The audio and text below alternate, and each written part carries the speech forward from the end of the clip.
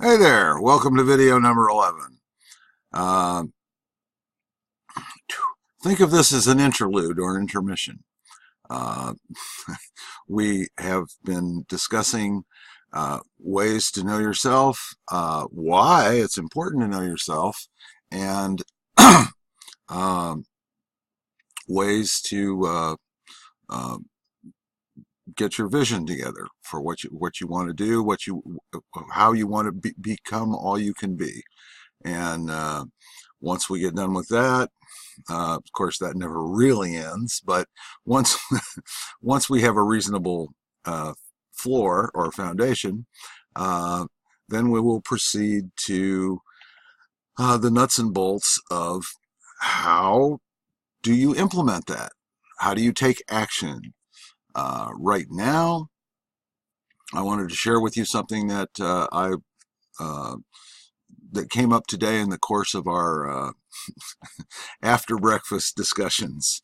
Uh, the first thing is that, as I've told you at a couple of points in this video series, I'm kind of, well, what might be classed as anti-authoritarian. I don't. Uh, it doesn't cut a lot of ice with me that somebody has a lot of credentials and a big name. Uh, I mean, it's, that's nice, but what matters is uh, what you can actually do. What happens when you interact with people? What happens when you do your thing? Uh, and as far as authority to do things or the opinions, things like that. Well, I mean, I hope and I think that most of you are smart enough to formulate your own opinions and self-confident enough to formulate and express your own opinions. Otherwise, I mean, you could just tune into the media and and the advertisers, and if they want your opinion, they'll give it to you. I mean, that's kind of where that's at. Um, but in terms of healthcare, there's an excellent book that I will certainly put in my resource list. It's called Heal Thyself by a guy named Benjamin Woolley. And it focuses on the period of the English Civil War, which is roughly 1620s, 1630s in there. Uh, Culpeper was a famous physician and herbalist, and Culpeper was a champion of self-care, of the idea that basically you just need the tools in plain language to to get an idea of what's going on with your body and the likely means to fix it. And if you pay attention to your body, uh, then more than likely most things you can work out and resolve yourself without having to resort to drugs, surgery, or endless visits to the doctor. Uh, and in fact, at the time, uh, Culpeper wrote an excellent herbal, which is still available today and still just as useful now as it was in the 1600s when he wrote it, called the Complete Herbal, uh, in which he gives lots of medical advice. He goes through herbs. He'll show you their pictures, tell you what they're good for, give you an idea where you could find them. And one of the things that Culpeper stressed was that a lot of the English physicians during his time were promoting exotic imported herbs and medicines, which of course cost more money, which naturally would make them a bigger profit. They said every nasty thing that they could think of to say about Culpeper. They did not like the competition. There are instances where that happens today too. There are a number of doctors whom I can't name right off the top of my head, but they've been very successful in treating things that conventional medicine has trouble with.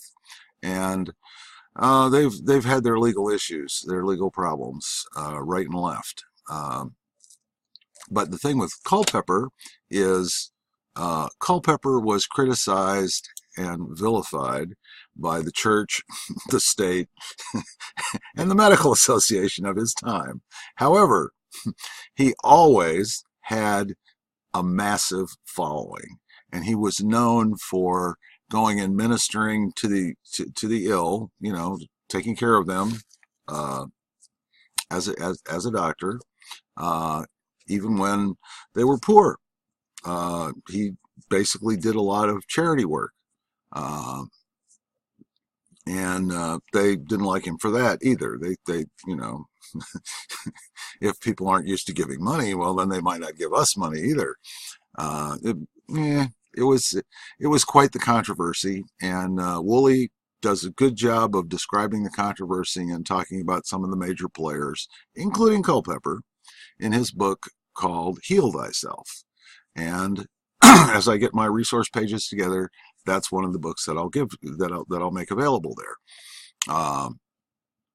Now, and the reason that I'm doing that is not necessarily because I think you would be interested in the controversy that continues to rage even in our day, uh, between the folks who are alternative practitioners and champions of self-care, and on the other end, the folks who are into corporate medicine and the AMA and all that other good stuff.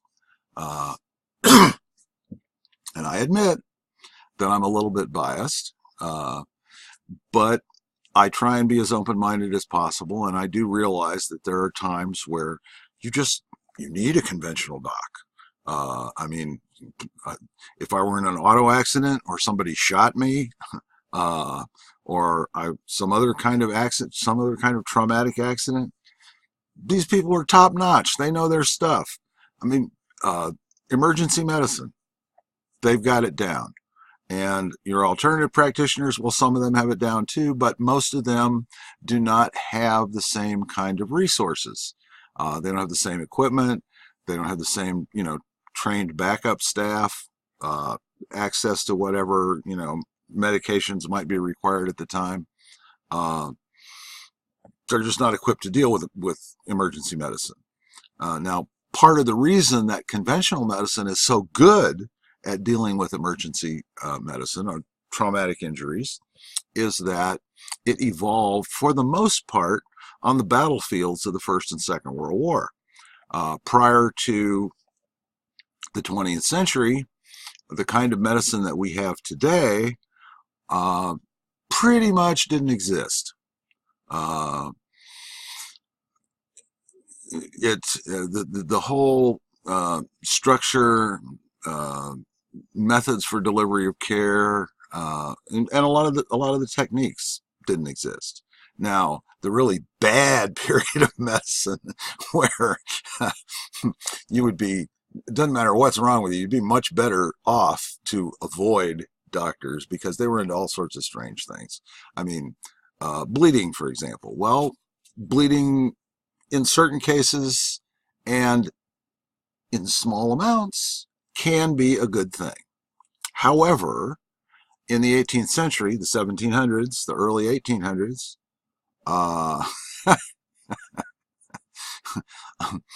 unfortunately, the conventional medical establishment of the time thought that bleeding was good for everybody.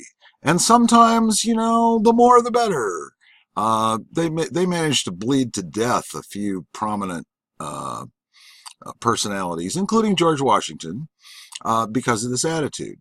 And most people who've studied the period and the medical practices of the time will tell you that the worst time that's been documented and recorded anyway, the worst time to go to a doctor was in the 18th century, the 1700s.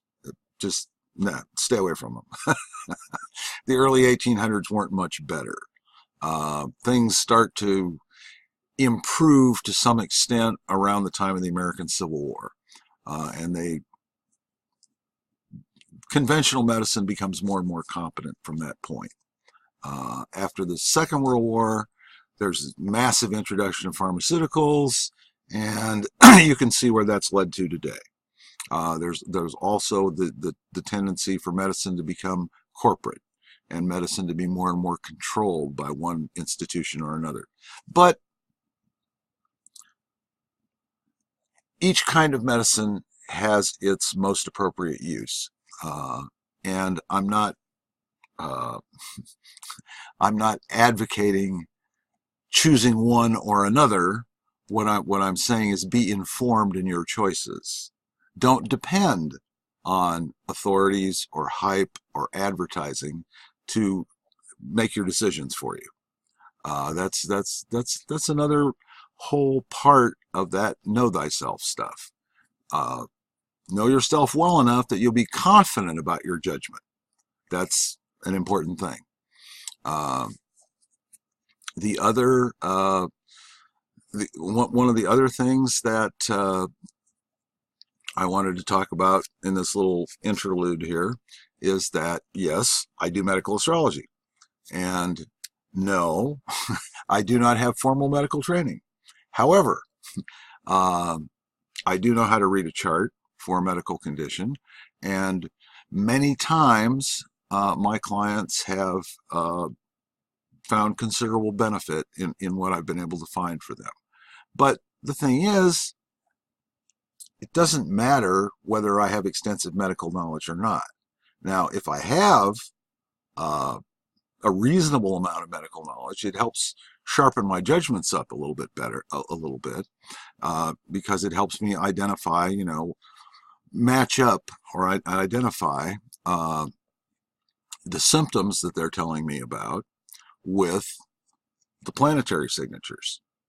Now, the thing is there that it's not me that's giving the judgment. I mean, well, it is me that's giving the judgment, but it's not me that's describing the situation, that's giving the information. It's the chart. It's the planets. It's, being able to read the currents of what's going on through looking at the planets and applying it to a particular case. That's how that works. The longer I do it, the more experience I get, the more confidence I have, of course. But that's true in anything. And the more good I can do my clients. And so far, I've done quite a few of them a lot of good. I've helped them. One of the big places that I've helped them was to avoid getting scammed. I mean, a lot of my clients, not all of them, but a lot of my clients are into alternative medicine. And they'll say, will this particular therapy or will this treatment or will this practitioner, do me good, relieve my symptoms, remedy my disease. And I'll look at the chart and I can tell them things like, well,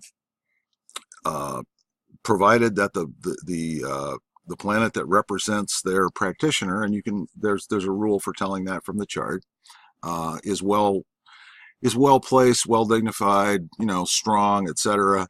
I'll say, hey, this guy's great, or this therapy's great. However, if it doesn't connect with your planet, the planet that represents you, and again, there's another whole set of rules for determining that, then, well, it probably won't do you any good. So don't waste your money. I've had a few clients who I'm certain, not probably, I'm certain, I saved them thousands of dollars on that kind of stuff. There have been some other cases where people ask advice on, do I really need this surgery? I can tell them what the charts say. They still have to make their own decision. I'm not in the habit of or the business of making decisions for other people, but I am in the habit of, I am in partly anyway in the business of giving them confidential advice that they can use to help them make a decision, to clarify things. And I encourage them to double check me, to do their research. Uh, Very often, though, by the time they come to me and ask for advice, they've already done a lot of research. So that's taken care of. That's pretty much out of the way. They give me that information. I factor it into what I'm reading from the chart, and give them the best advice I can.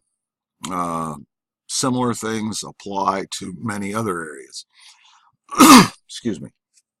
Uh, but it all comes back to uh, you're going to make up your own mind.